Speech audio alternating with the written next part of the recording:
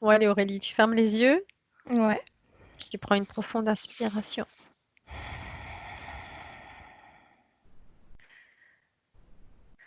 Et je vais compter à l'envers, de 10 à 1. Et pendant que je compte, tu vas te détendre. Et 1.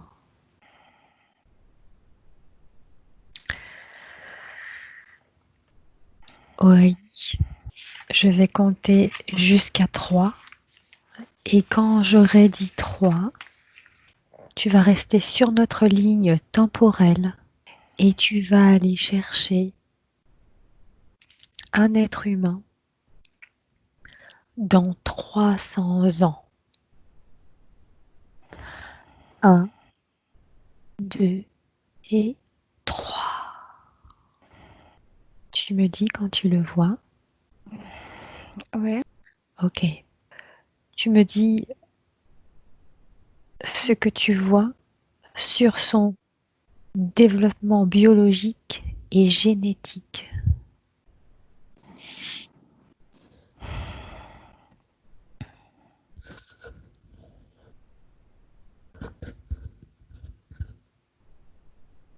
Je vois différent. Je le vois dans un jardin avec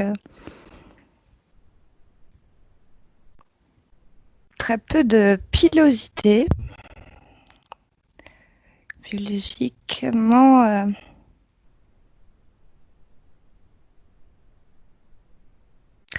Tu vas t'attarder sur sa morphologie. Regarde sa morphologie et dis-moi comment tu le vois.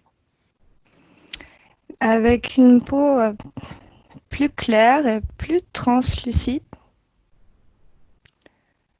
Une peau claire, presque, ouais. Et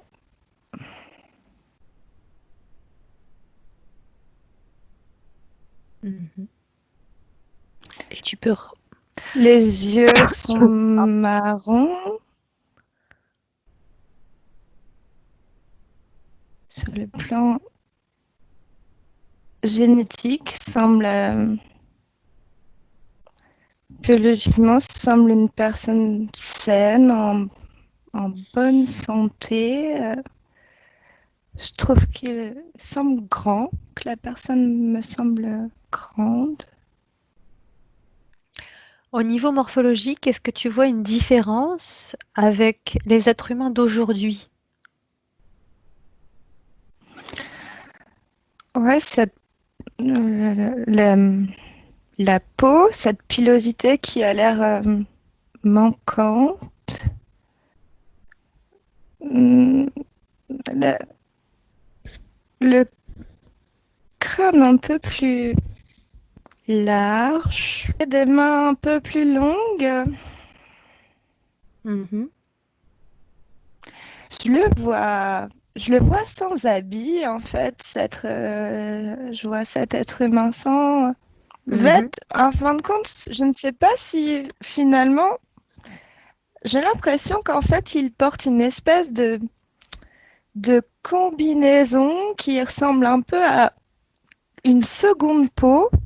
Et c'est ça qui me donnait l'impression en fait de le voir avec une espèce de peau un peu, mais une fausse peau, mais ça a l'air comme en fait une combinaison ouais, qui s'enfile, qui Mhm. se... Très bien. Mais en fait, je voyais cette personne en fait qui est en train de...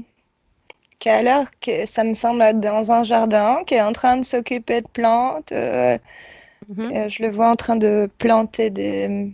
Je vois un homme, en fait, c'est un homme que je vois planter des choses, mais c'est vrai que ses mains, je les vois assez grandes. Mhm. Euh,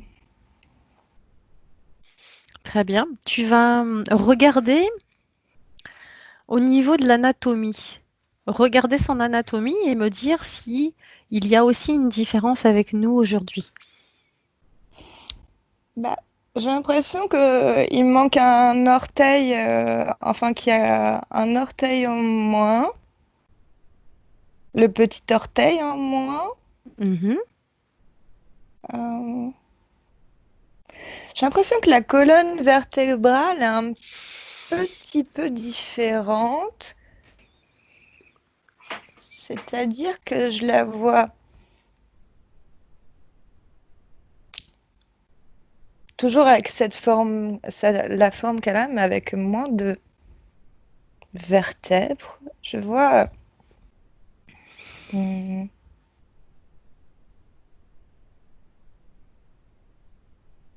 Mhm. Enfin, en tout cas, je vois. En fait, là, je suis en train de regarder le squelette. Mhm. J'ai l'impression que le bassin de cet homme est plus large que ce qu'on connaît.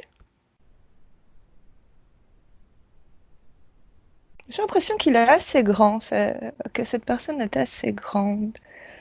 Après. Mhm. Si tu veux, change de personne. Trouve une autre personne sur la même ligne Mhm. temporelle. Sur la même ligne temporelle, prends une autre personne et regarde la même chose. Regarde au niveau de sa morphologie et de son anatomie.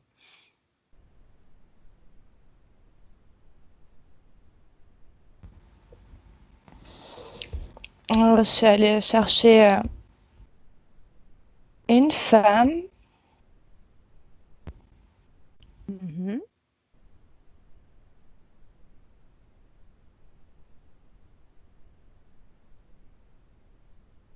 Je vois des gros ovaires chez cette femme. Je vois vraiment de gros, Mhm. une partie génitale plus importante que ce qu'on connaît. Ce que je vois de. Aurélie, je ne te vois plus, hein. Ok. Je vois. Qu'est-ce que je vois? Euh,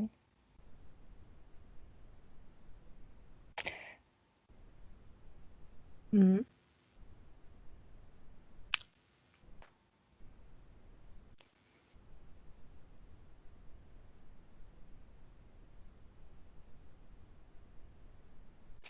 Là, tu me fais part que des différences, c'est ça, hein. Ouais, je vois. Oui, là, je te disais ce que je vois de différent. Après, je vois. J'ai l'impression que cette femme n'a pas de sourcils. Je sais pas, j'ai l'impression qu'il y a beaucoup moins de. Mais Mhm. pourtant, je l'avoue quand même avec des cheveux.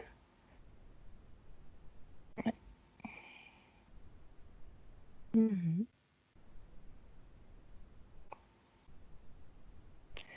Je la vois aussi avec cette. Alors, je sais pas si c'est le corps qui est comme ça ou si c'est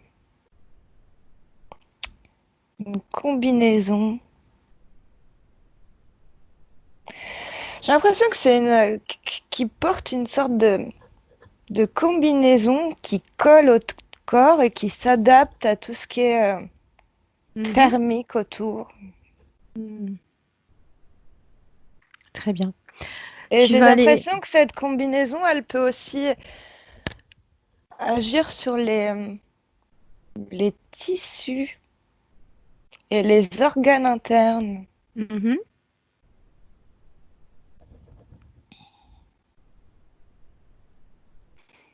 Mhm. Il y a une interaction entre les deux.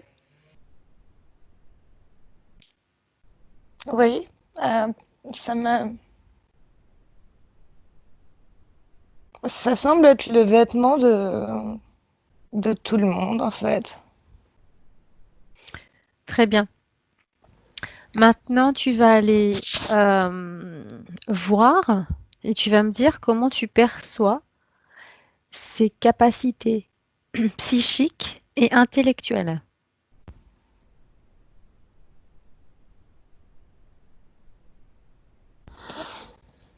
Eh bien, ça,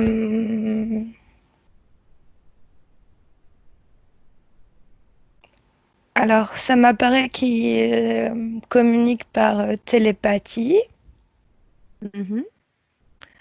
qu'ils ont appris à faire des choses aussi avec les énergies avec leurs mains, même peut-être voir à déplacer des objets, la télékinésie. Oui. Ils sont très liés à... Ça m'a l'air très lié à la nature, à la terre, à la... euh, Mhm. je les vois pas en train de faire des études, mais être très en relation avec la nature, de servir des choses de la nature. Et après, oui, ça m'a l'air, ça semble quand même très c'est évolué, très évolué sur le plan technologique parce que en fait, cette combinaison que je vois, en fait, c'est une combinaison intelligente, en fait. Mhm. Et,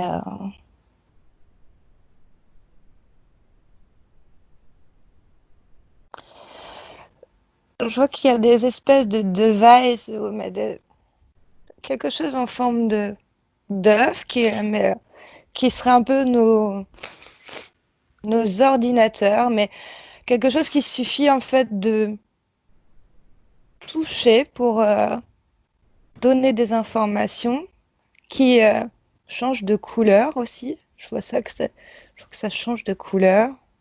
Mhm. Je vois que c'est cette petite device crée des ambiances aussi pour te relaxer, par exemple. Euh, je vois qu'il y a des centres de recherche. Euh, Mhm. Tu vas regarder la condition humaine en rapport à la souffrance et à la maladie. Observe et dis-moi ce que tu vois.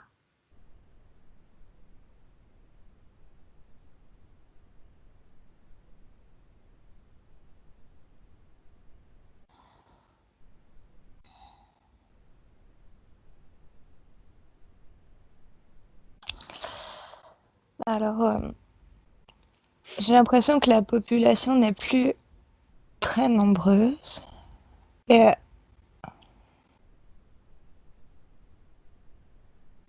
on, on- alors, comment expliquer? Est-ce que par rapport à la souffrance, à la maladie, il y a très peu, je vois très peu de, de maladies en fait. Mhm. Et je vois qu'en fait,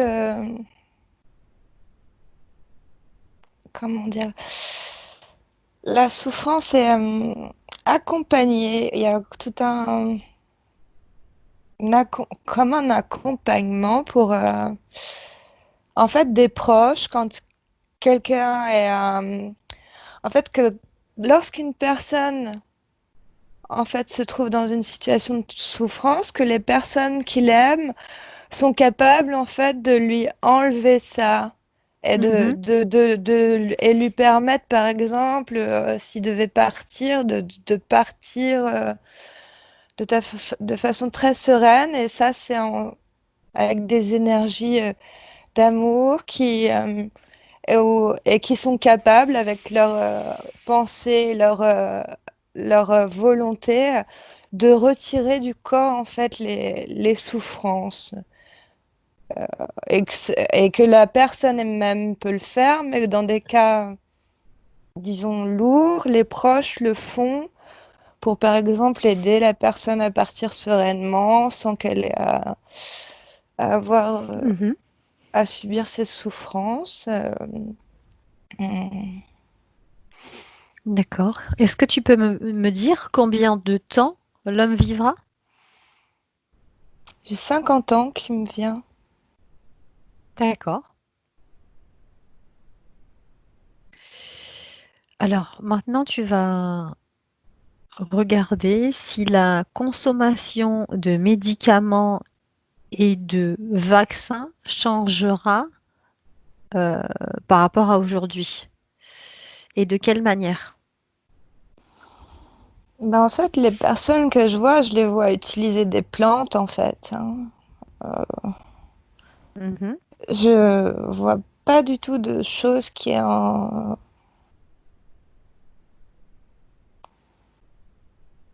Ça, j'ai l'impression que ça... De ce que je vois par rapport à... Oh, je vais essayer de me fixer sur cette famille-là que j'ai vue, qui était autour d'un proche. Mhm.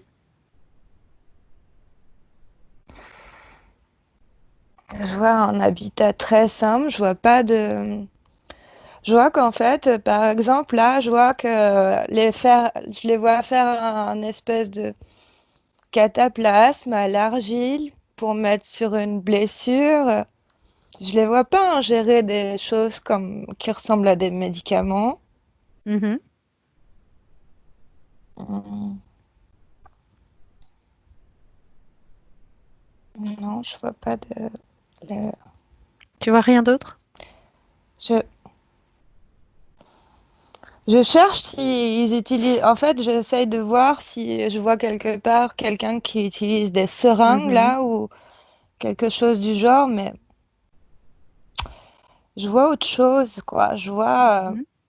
plus Tu quelque peux chose comme quelque chose qui essaie tatoue. essaye de prendre de la hauteur sur la terre. Essaye de prendre de la hauteur et en prenant de la hauteur, tu vas voir d'autres personnes et tu verras si en effet tu vois quelqu'un prendre des médicaments ou se faire vacciner, par exemple. Ouais, dans d'autres endroits, je vois chercher la seringue et en fait, je vois quelque chose qui ressemble plus à comme un petit comme en fait une petite machine pour te faire un petit tatouage, mais qui vient mettre quelque chose sous-cutané mais c'est plus des petits c'est comme si de façon sous-cutanée, ça te mettait un petit circuit, un petit Mhm. tatouage. Euh, Très bien. mm. Dans la société du futur, quel rôle auront les domaines scientifiques dédiés à l'étude et à la recherche de l'intelligence artificielle, de la neurologie, de la nanotechnologie et de l'eugénisme embryonnaire et prénatal? Donc, Ben, quel rôle? ils ont un rôle très important parce que justement, il y a des centres de recherche et ce petit chose-là, de petits circuits imprimés, de genre de petits tatouages là que je voyais, je pense que c'est en rapport avec la nanotechnologie et j'ai l'impression qu'en effet, ils sont bien en train de faire des recherches parce que c'est comme si en fait c'était un peu, ils cherchaient une solution pour que l'humanité ne s'éteigne pas. Et donc, il y a des recherches, effectivement, sur le plan embryonnaire. Mhm, L'intelligence artificielle est très importante parce qu'en fait, j'ai l'impression qu'ils ont... Alors, un retour à la nature a voulu être privilégié, mais pour pouvoir faire ce retour à la nature, il fallait que que des postes d'humains soient repris, en fait, par des intelligences artificielles de façon à ce que l'humain, lui, puisse se recentrer sur les choses qui, en fait, le permettaient de vivre. mhm. Et par contre, il y a comme un état d'urgence. euh, apparemment, alors des recherches ont été faites. Effectivement, il y a eu des vaccins. Il y a eu des vaccins qui ont été faits, mais par avant. Et en fait, c'était il semble qu'ils ont fait des erreurs. Alors ils essayent en fait, ils avaient l'idée de largement en fait prolonger l'espérance de vie. Il y a tout un tas de recherches sur la régénération des cellules et il y a eu un point de rupture. Mhm.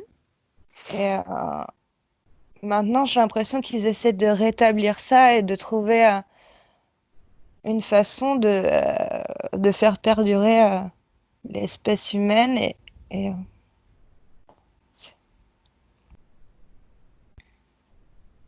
Très bien.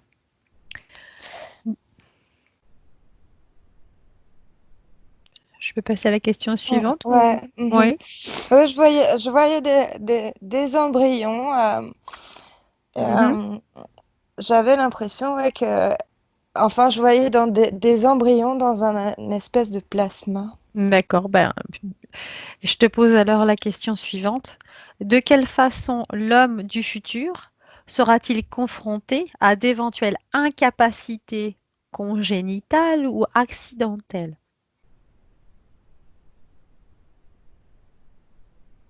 J'ai l'impression qu'il y a eu quelque chose qui s'est passé sur le système reproducteur. Tu te souviens, là, plus tôt, quand j'ai vu la femme, je te disais, je voyais Mm. comme deux, en fait, je voyais Oui. deux grosses boules rouges à la place de Mhm. ses ovaires, mais vraiment surdimensionnées par rapport à ce qu'on connaît. Alors, est-ce que ces deux grosses boules que je voyais n'étaient-elles pas artificielles? C'est ce que je suis en train de me figurer. Et Mhm.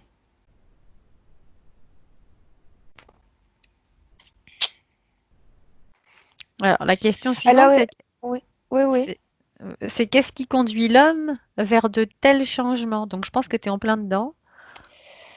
Bah, je vois qu'en fait, il y a eu, en fait, ils ont voulu, je crois qu'ils ont voulu soigner l'homme et tester des choses pour dire qu'en fait, ils vont aider et qu'en fait, ils ont créé en fait des is. Alors, ils ont créé en fait, ce qu'ils ont testé sur le plan médical, ça a créé comme des désastres sur le plan cellulaire, organique, et ça semble avoir touché l'appareil reproducteur de l'homme, donc je pense les spermatozoïdes, parce que je vois qu'en fait c'est comme des choses avec ce qu'on appelle les bébés éprouvettes de Tesla, mais je vois des embryons qui sont en train de...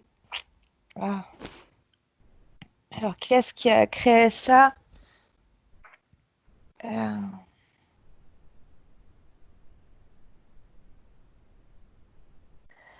Alors aussi, ce que j'ai l'impression ce que je vois, ils auraient voulu en fait vraiment décider autrement en fait ce que doit devenir l'homme. Et donc ils ont beaucoup analysé quel ADN, en fait, ils ont analysé quel ADN, quel gène en fait devait se reproduire ensemble pour améliorer l'homme, mais en fait, ils ont contrecarré certaines lois de la nature, en fait. Mhm. Et donc, j'ai l'impression qu'à la suite de quoi, il y a eu différentes comme expérimentations ou choses qui ont été injectées à l'humain et que cela lui a fait du coup perdre de l'espérance de vie par rapport à ce qu'on voit. Mais par contre, il vit mieux dans le sens où il vit une vie sans maladie et souffrance, comme on le voyait tout à l'heure, j'ai l'impression. Mais des tests ont été faits et ça a changé la donne en fait, parce que je pense que les humains ont voulu dépasser comme dépassé par le médical la création naturelle qui devait se faire. Et puis bah finalement ça fonctionne pas si bien. Mhm. Très bien. Connecte-toi au terme transhumanisme et dis-moi ce que tu perçois ou visualises. Ah bah là je vois qu'en fait il y a des dans cette idée d'amélioration, ils ont aussi été pour imbriquer des, des nanotechnologies dans le cerveau, pour en fait augmenter par exemple nos capacités intellectuelles ou de mémoire. Je vois qu'en fait ils ont vraiment voulu repousser l'humain on connaît déjà là ce qui se fait actuellement avec les imprimantes 3D, mais là, ils sont allés beaucoup plus loin parce qu'en fait, ils sont ils sont allés reproduire des cellules humaines à partir ils ont recréé en fait l'humain Mhm. quelque part. Ils ont, à partir de cellules qu'ils ont, comment dire, euh, fait grandir, fait croître dans 3 dimensions sans la gravité. En fait, ils ont réussi à reconstituer le corps et ça, en fait, euh, c'est avec l'aide d'ordinateurs et dans le but vraiment aussi de faire un humain beaucoup plus... oh. Mhm. Mais alors, je pense que tu as répondu déjà à la question suivante, qui était, existe-t-il une ou des correspondances entre l'homme du futur et le transhumanisme? Ouais, Mhm. bah oui, parce Mhm. qu'en en fait, le courant transhumanisme, c'est ça, c'est le corps artificiel euh, avec, enfin, le nouveau corps artificiel qui sont désormais possibles avec ces histoires d'imprimantes 3D, avec les microchips intégrables et tout ça. Donc, ils ont poussé ça, mais j'ai l'impression qu'ils ont poussé ça et fait des erreurs un peu irréparables. Et que maintenant, ils cherchent dans la ligne de temps, là, je vois que Mhm. des recherches sont faites pour revenir en fait à la nature, comme si c'était désormais pour revenir à la vraie nature humaine, sans justement tous ces Mhm. composants ou ces choses qu'on va lui rajouter. Et quand je te disais, oh, 50 ans, je sais pas pourquoi c'est arrivé, 50 ans d'espérance humaine, comme si justement on ne quand en fin de compte, on ne poussait plus, tu vois, à dire, par exemple, mettre un cœur artificiel, qu'en fait, on était dans une nouvelle étude pour respecter ce que la nature, en fait, décide, quoi. Mhm. Ok. Elon Musk, fondateur de Neuro- Neuralink en 2016. Neuralink, c'est ça, j'ai pas Mhm. bien entendu. Ok. C'est ça, en Neuralink. 2016, est en train de créer un appareil qui, s'il était implanté dans l'esprit humain, relierait un ordinateur au cerveau. Quels sont les objectifs de ces expériences? Bah, en fait, c'est ça, dépasser l'humain, en fait. L'idée, c'est en fait, que la conscience... C'est assez complexe. Dépasser, en fait, les capacités d'entendement de l'humain.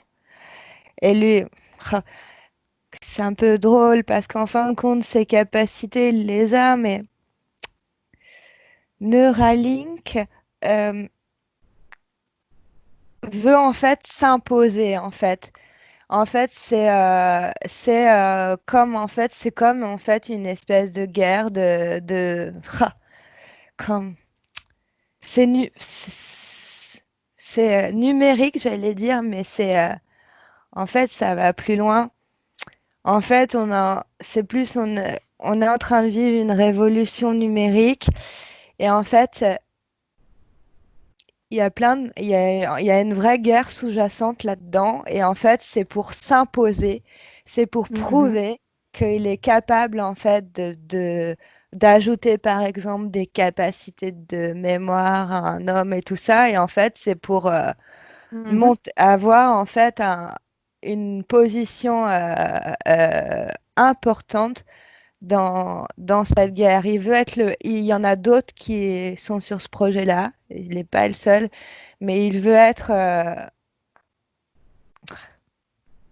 Mhm. un peu Est-ce le que... Ouais. précurseur, mais c'est pas ça en fait. C'est plus qu'il veut avoir la main sur quelque chose en fait. Mhm. Il veut vraiment avoir la main sur quelque chose. Alors là, on a vu les objectifs de ces expériences. Est-ce que tu peux me donner les résultats Assez concluant, hein. Les résultats de ça, de de ces Neuralink, expériences? Mhm. comment peux-tu me redonner le nom de l'homme, s'il te plaît? Elon Musk, fondateur de Neuralink en 2016.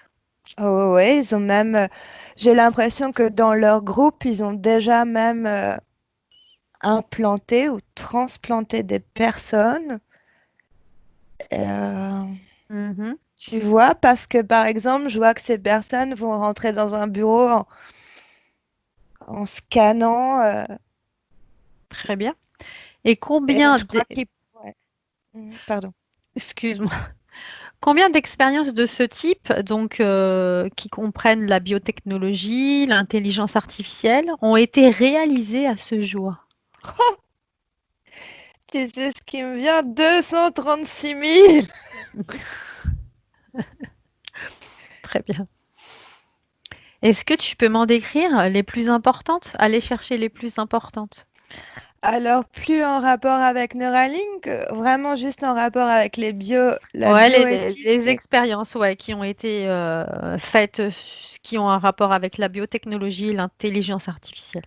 Oui, alors ça me ramène en fait justement à l'investigation ID 2020 où j'étais dans un laboratoire avec les signes radioactifs et atomiques et en fait ils ont fait alors ils font des expériences sur des souris qui ont en fait la tête qui est ouverte et qui ont une device en fait qui est implantée dans la tête, je vois. Et en fait, ils envoient des informations avec, bah, c'est une espèce de microchip ou je ne sais quoi, avec des informations, des données. Et Mhm. alors, ils analysent tout ça sur leur moniteur tout ça, c'est très concluant. Ça se passe comme ils le souhaitent, c'est très concluant. Alors, je suis en train de regarder si, pour moi, ils ont déjà aussi fait des tests sur des hommes. Enfin, ils ont implanté. euh, alors, je vois qu'en fait, il y a des tests. En fait, il y a ce dont je te parlais là, je voyais avec les cellules. Mhm. Je vois alors, comment on peut appeler ça? C'est de la. Ah, tu sais, quand on fait quelque chose qu'on veut le faire grandir, qu'on veut le faire pousser là, et Mhm. que comment dit-on ça? Euh, En fait, si on faisait un jardin, mais ils font ça. Mais alors, en fait, il y a quelque chose qui fonctionnait pas comme ils voulaient. Mais maintenant, ça fonctionne très bien comme ils voulaient parce qu'en fait, ils le font dans l'espace. Alors, ils feraient des tests en fait dans l'espace et après, pour qu'en fait, comment ils ramènent ça. Alors, parce qu'en fait, ça va beaucoup plus vite. Ça se passait pas comme ils voulaient avec la gravité. Et alors maintenant, les tests sont très très concluants. Et donc en fait, ils espèrent bien. Ce que je vois, c'est que tu m'as parlé de Neuralink. Je vois qu'il y a beaucoup de firmes sur le coup, que c'est un gros plan en fait économique de, et je dirais de contrôle de masse aussi. L'implant de Mhm. nanotechnologie et après au niveau bioéthique justement, je vois qu'en fait il n'y a pas de personnes qui serait plutôt philosophe, qui pourrait dire comme par exemple, ah, écoutez, il faut quand même avoir des réflexions par rapport, par exemple, le bébé éprouvette ou les clones et tout ça, que ça demande quand même des réflexions de conscience là-dessus. Là, je vois qu'ils y vont à fond, que c'est pas le but en fait. Le but, c'est J'ai l'impression que le but, c'est faire de l'argent et de surtout de se prouver et d'être les premiers à avoir ce contrôle dans tout ce qui est l'espace. En fait, je vois l'espace numérique. En fait, je vois toute la toile Internet, tous les réseaux. En fait, comme si ces choses-là pouvaient après. Oh là là. Comme si après, c'est comme si ce qui était adapté après dans l'humain pourrait aussi passer par toutes ces connexions Mm. de réseaux d'Internet. Ça apparaît en fait comme en fait une course à la... Ah, ça apparaît comme une course, quoi. Ils essayent plein de choses, ils testent et je vois même qu'ils testeraient des choses sur des personnes qui sont pas dans des bonnes conditions, qui sont à la rue, qui sont à- des personnes dont on remarquerait pas l'absence. Ils ont Mhm. essayé des implants, ils ont essayé Tra- Mhm. euh, je sais pas si je réponds vraiment à la question là. C'était décrit décrit D'écrire. les expériences les plus importantes. Donc, tu m'as parlé de la souris. Ouais, Est-ce là que c'est tu vois autre chose? Et puis sur les humains, là, comme tu viens de me dire. bah ouais, je vois des implants derrière je vois des implants derrière l'oreille qui euh, qui se connectent au cerveau. Mhm. Je vois un implant derrière la nuque. Je vois un implant aussi ici dans la main, des implants sous-cutanés de nanotechnologie. Je vois aussi des nouvelles, alors la construction de nouveaux os. Je vois une rotule qui a l'air d'être faite dans une genre de fibre, euh, dans un matériau très, Les très, fibres naturelles? Ou non? non, dans un matériau créé aussi par la Mhm. nanotechnologie, une fibre osseuse en fait Mhm. artificielle. Alors je vois quelqu'un à qui on a mis une rotule comme ça. Je vois quoi?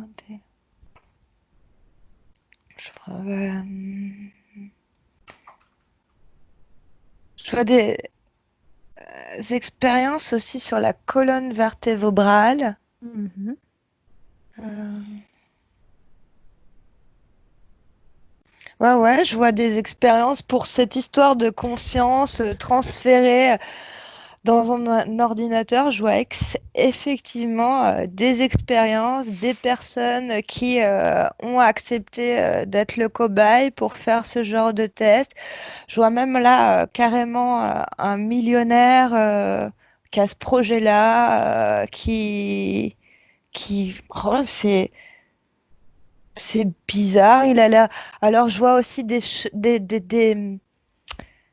caissons qui ressemblent un peu à des sarcophages pour cryogéniser. Je crois que c'est en rapport avec le millionnaire là que j'ai vu Mhm. qui veut transférer sa conscience. Alors C'est assez dément parce qu'en fait, je vois que le mec, il a une équipe de médecins ou de spécialistes qui l'entourent et qu'en fait, qu'il est en train de prévoir genre sa propre mort, mais Mhm, de fictif, enfin, que ces médecins le tuent de sorte pour qu'il le cryogénise et que par après, en fait, euh, il ait une vie éternelle. Alors, sa conscience serait transférée ensuite dans un mhm, corps artificiel sur lequel ils sont en projet aussi, hein, sur mhm, lequel qui sont en train de fabriquer en fait. Hein. mhm. Euh, euh, Très bien. Je vais te lire un petit texte et je vais te poser ensuite une question.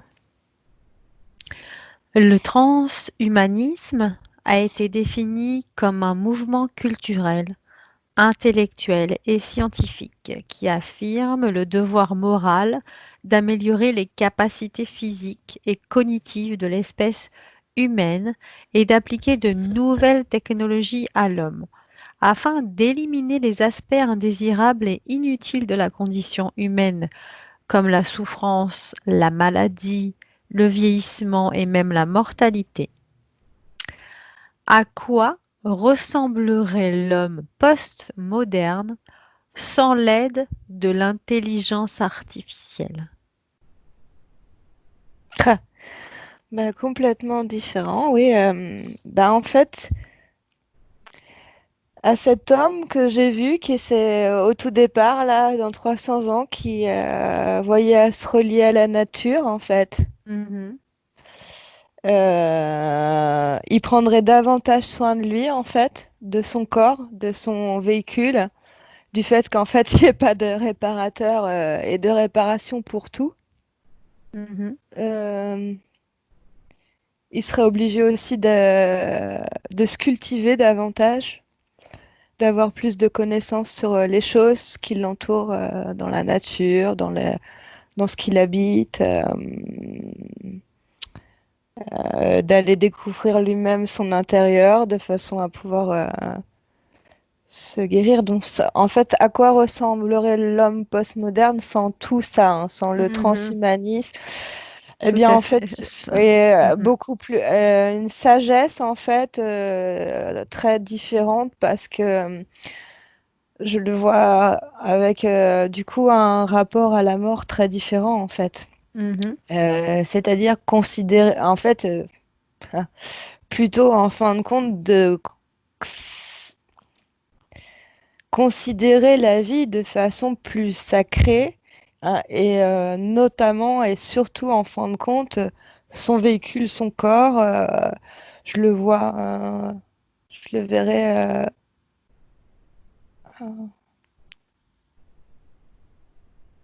plus mobile aussi ouais, c'est bizarre. Pourquoi plus mobile?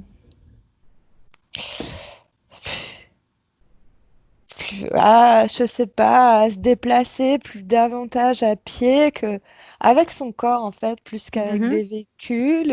mhm. Euh,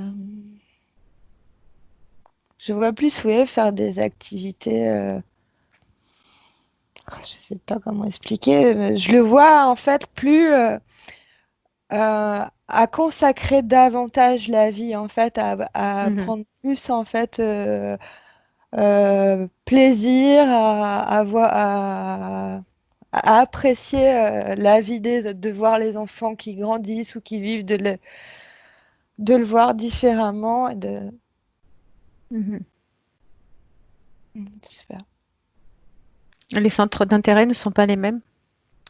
Non, les centres d'intérêt, je vois pas que je vois que les centres d'intérêt sont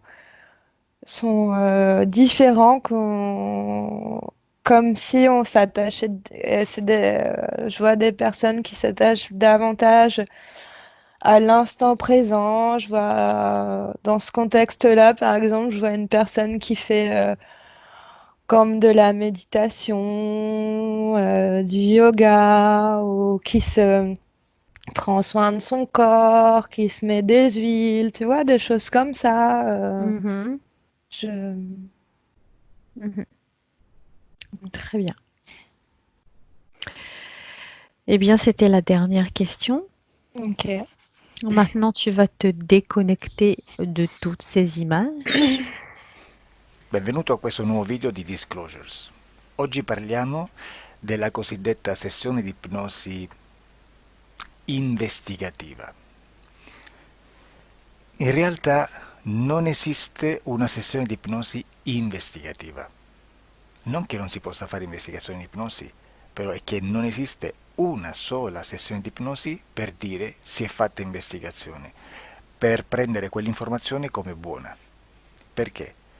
Sappiamo intanto che l'informazione che arriva in ipnosi è molto contaminata, la percentuale di inquinamento dell'informazione è altissima. Pensate a questa informazione che viaggia per tantissime dimensioni, attraversa densità, passa per coscienze che volontariamente o involontariamente possono distorcerla e poi arriva infine alla persona che sta in ipnosi, che ha una coscienza, ha una mente, ha un'esperienza e interpreta questa informazione secondo la sua struttura mentale, secondo le sue credenze, che per quanto si possa essere più o meno liberi mentalmente, liberi pensatori, sempre c'è una parte subliminale che interpreta in base all'educazione ricevuta, alla cultura e perché no, anche tutte le esperienze di esistenze passate che ancora lasciano un segno in noi. Per capirci, è come se dovessimo parlare con un'altra persona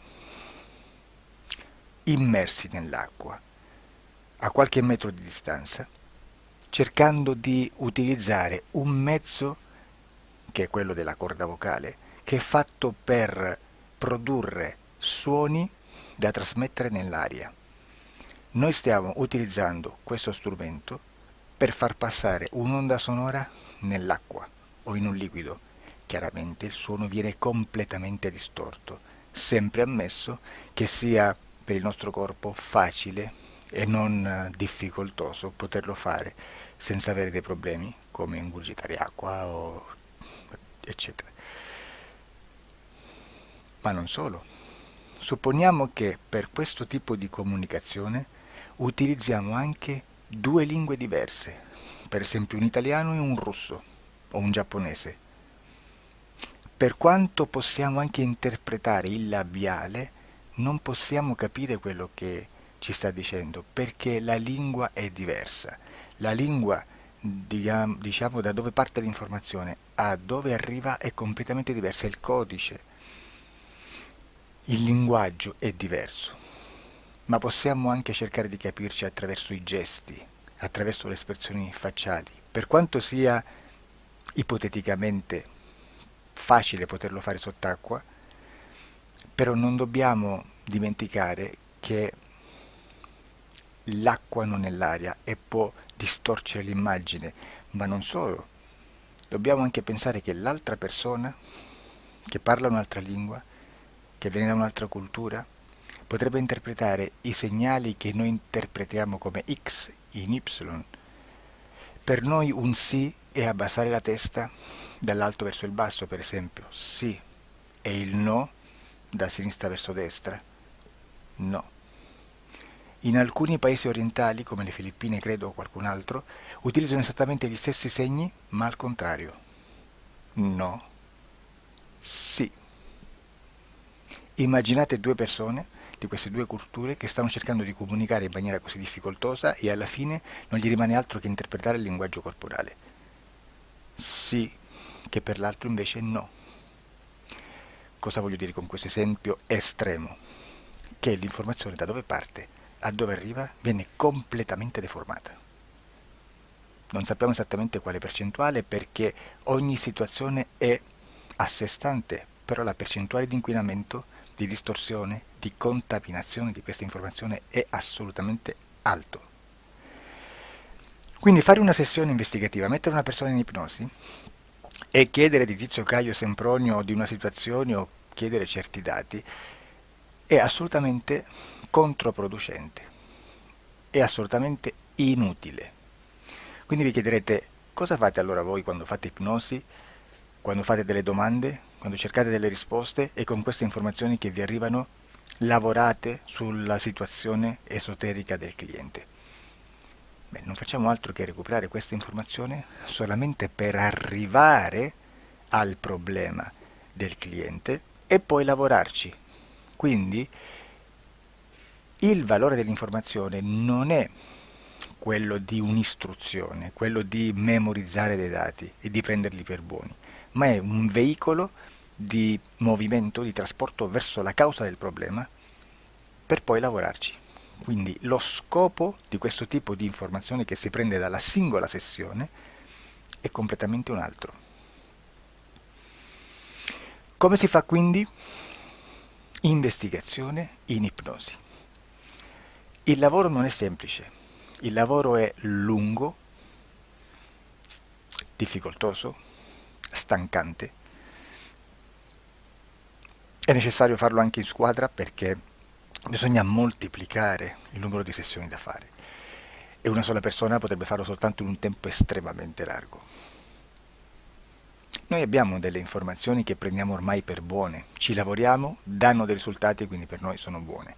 E come abbiamo fatto ad avere queste informazioni? Per esempio, come facciamo a sapere che un extraterrestre chiamato il cosiddetto grigio è più o meno alto X, poi ci sono magari quelli anche un po' più alti, ma hanno un corpo strano, hanno una pelle grigio-verde, hanno degli occhi grandi a mandorla, neri, senza una pupilla visibile, non hanno quasi bocca né naso né orecchie, hanno soltanto delle fessure, non hanno organi genitali, hanno degli arti molto più lunghi rispetto alla proporzione che potrebbe avere il corpo umano, e di solito hanno meno dita delle 5 del corpo umano, eccetera, eccetera, eccetera. O se no prendiamo un altro tipo di essere che possiamo incontrare in ipnosi, come facciamo a dire che hanno delle somiglianze con i rettili, gli animali rettili terrestri o gli invertebrati, gli insetti terrestri? Perché? Perché siamo sicuri di questa informazione e ci lavoriamo e quando ci arriva la prendiamo già per buona, nonostante sia anch'essa contaminata. Perché queste informazioni sono arrivate da tantissime sessioni, fatte da tantissime persone, con tantissime altre persone sotto ipnosi, e che nel contesto di tutto il lavoro gli uni non sapevano degli altri. Questo dato può essere più o meno rilevante, sempre c'è contaminazione e quindi possiamo prendere per buono anche un gruppo di lavoro dove l'uno possa sapere dell'altro. Ci potrebbe essere una contaminazione del contesto di quel gruppo di lavoro, ma si aggiunge semplicemente una piccola percentuale di questa contaminazione a già la grande che esiste. Non è così impossibile lavorarci. Da tutte queste sessioni, da questo grande numero di sessioni, migliaia, diciamo migliaia, noi prendiamo solamente quell'informazione che è uguale a tutte, che è in comune a tutte, o a quasi, perché magari qualcuna ci potrebbe essere niente in comune per una fortissima contaminazione, perché no? Ma dobbiamo prendere una stragrande maggioranza, proporzionalmente abnorme rispetto a quello che potrebbe essere un minimo di scartabile, e lì possiamo prendere per buona questa informazione. Quindi se noi su 10.000 persone diverse, con operatori anche diversi, in cui in ogni sessione vediamo un essere che più o meno ha le stesse caratteristiche del grigio o dell'insettoide, a forma di mantide religiosa, o il rettile a forma di lucertola, per esempio, di serpente o di quello che sia, o se vediamo il pianeta Marte più o meno di colore rosso, o se vediamo dei sotterranei eterici, non fisici, nel sottosuolo terrestre, soprattutto sotto le grandi città, dove c'è concentrato molto potere, molta energia di questo tipo, e che più ne hai più ne metta. Se vediamo degli impianti che hanno certi tipi di funzioni, certi tipi di forme, in certe parti del corpo, e questa informazione la ritroviamo tutta o quasi in tutte le sessioni fatte, eseguite, realizzate da tanti anni a questa parte, significa che quella è una informazione affidabile. E vi posso garantire che stiamo parlando di una percentuale bassissima. Su un 100% staremo, credo, forse più in basso di un 3, di un 2-3%. Immaginate, tutto il resto è spazzatura, è informazione spazzatura. Sì, spazzatura.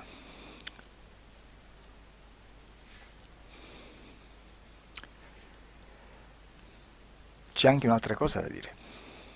Supponiamo che un operatore faccia un'ipnosi e voglia andare a vedere cosa fa Tizio, cosa fa Caio, cosa fa Sempronio.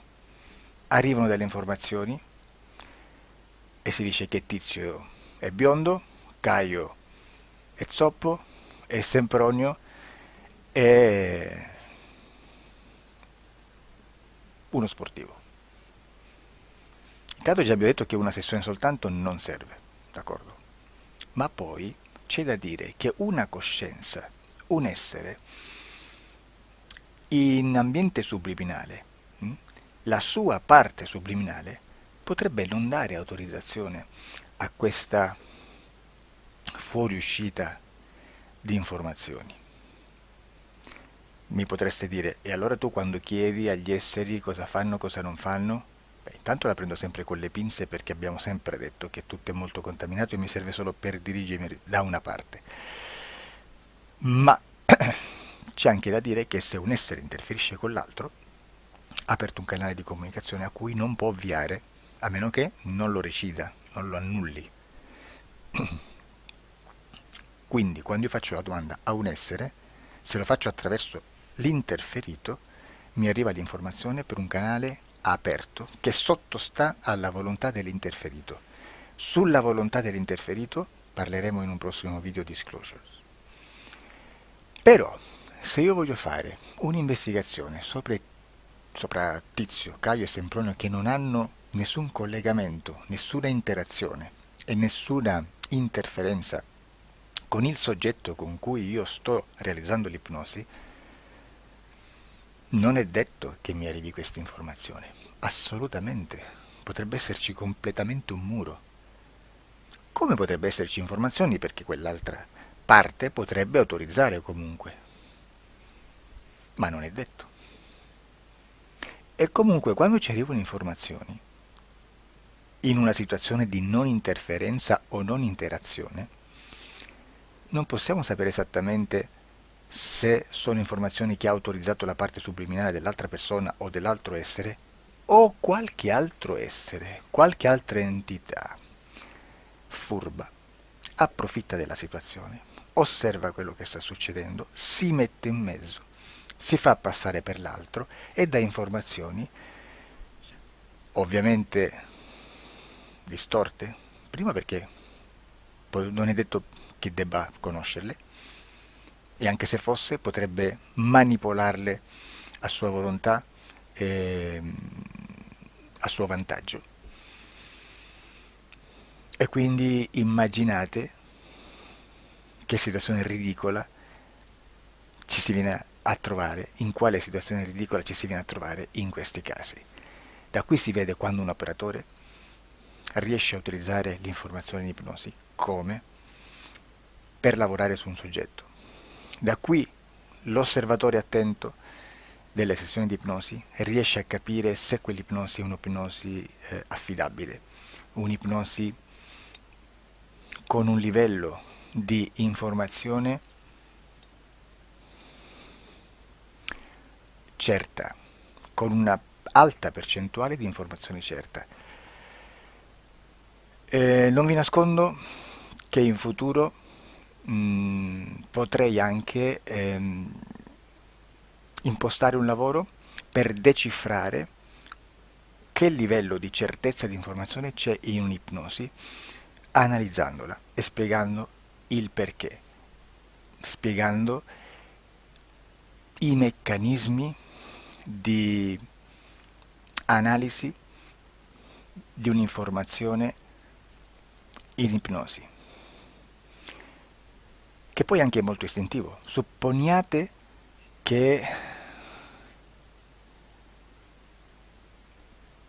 che dobbiamo cercare un'informazione su internet, per esempio un fatto di cronaca. Voi preferite mettervi su un sito ufficiale? A caso. L'ANSA in Italia, ADN Kronos, qualche telegiornale che per quanto possano manipolare l'informazione ad alti livelli, comunque possiamo dare affidabile la fonte dell'informazione che viene trasmessa. Non possono trasmettere una bufala sicuramente. Verrà sicuramente manipolata ad altri livelli. Ne parleremo in altri video, ma a livello base la fonte è certa. Sicuramente non andrete a cercare questa informazione sul primo sito, il primo blog che vi passa davanti e magari ha 4 followers. Perché? Perché non vi dà nessuna garanzia della certezza della fonte. Non c'è un controllo né nella struttura interna di questa agenzia di informazione e né dal grande pubblico, che per la quantità di persone che attingono quell'informazione si può dedurre se l'informazione è certa o meno, perché è un'informazione che passa in un pubblico così vasto che se ci dovesse essere una distorsione con la realtà è molto probabile che venga fuori. Credo che abbia detto quasi tutto sulle sessioni investigative. Prima di chiudere aggiungo che proprio per questo stiamo conducendo dei cicli di investigazione in ipnosi regressiva che comprendono tante sessioni con persone diverse, con una buona o eccellente suscettibilità ipnotica sicuramente, per poter indagare su spazi ristretti su alcuni temi. Perché dico spazi ristretti? Perché se andiamo a prendere eventi grandi nel tempo, nello spazio, storici, parlare di qualcosa di molto generico implica una quantità di sessioni abnorme. Immaginate se dovessimo fare una sessione investigativa sui buchi neri, quanta informazione ci sarebbe e quante informazioni da filtrare. Sarebbe quasi impossibile farlo in questa maniera. Ma se noi riduciamo lo spazio di investigazione, se noi prendiamo per esempio, investighiamo sulla pedofilia nella Chiesa Cattolica, ecco, se già restringiamo il campo d'azione è molto più facile che possiamo attingere informazioni affidabili, presuntamente affidabili, con un numero di sessioni sicuramente alte, ma ridotte rispetto ad altri tipi di sessioni molto più generiche, su temi molto più generici. Quindi per fare anche delle investigazioni su temi molto generici bisogna suddividerli in temi, in dettagli, per poi alla fine, quando tutta l'informazione è stata filtrata ed è stata dedotta l'informazione comune, si possono mettere insieme per cominciare a costruire il quadro, mettere insieme tutti i puzzles. Questo è il vero senso dell'informazione in ipnosi, quando si fa ipnosi investigativa. La sessione per risolvere una problematica, un problema, con una presunta origine esoterica di un cliente, di una persona, è un'altra cosa, sono altri metodi, altre tecniche e l'informazione si usa in un'altra maniera, ha un altro scopo. Grazie, ci vediamo al prossimo video. Disclosure. Ciao.